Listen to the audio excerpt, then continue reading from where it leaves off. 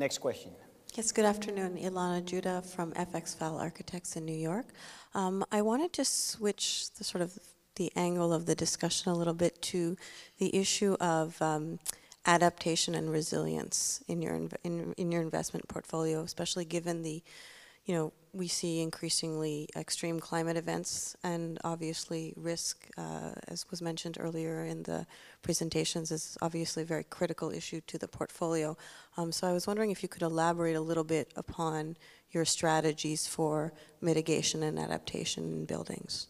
Great. And Andrew, you want to take a Certainly. shot? And maybe you have part of a London portfolio as well, where flood risk is apparent. Yes, no, absolutely, and it's a very relevant question. An example, we recently purchased a 57-acre site adjacent to the Fraser River in British Columbia, which is experiencing some changing dynamics as a result of melting of the snowpack in the Rockies, etc.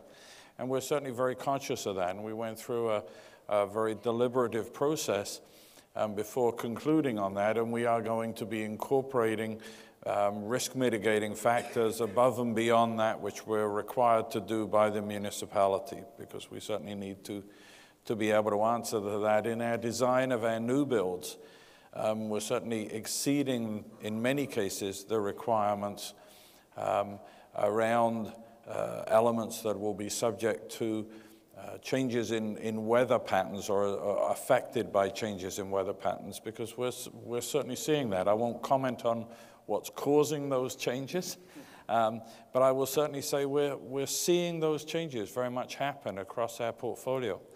And we've recently invested heavily in a deep lake water cooling project in Toronto, where we see that our air conditioning season, and you may not think we have air conditioning in Canada, but we actually do.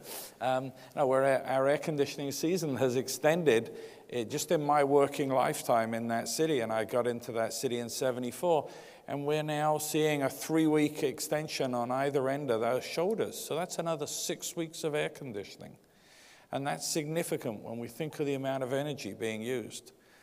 And so we've, as an organization, led the way on a deep lake water cooling project, which is extracting from the bottom of Lake Ontario water at about 35 degrees, water that would otherwise be used for drinking water and would have been taken out of the lake much closer to the edge of the lake. We're now taking it out from about 3 miles, 5 kilometers out into the lake.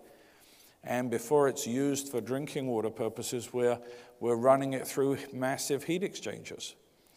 And so we're doing that in response to climate change. 20 years ago, the economics wouldn't have made sense. There wasn't that cooling, that amount of cooling demand. So we're certainly seeing that happen.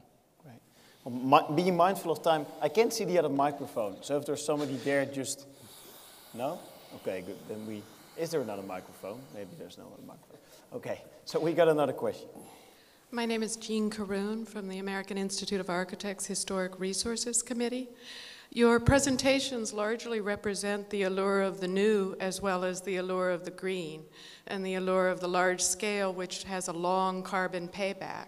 How do you see the investment strategy changing for the smaller, older buildings, which are the bulk of the built environment? And how do you see it changing from country to country? Thank you. Okay. That's a lot of questions for the last minute. Senator, I had written down a question for you which relates to that. Do you simply divest of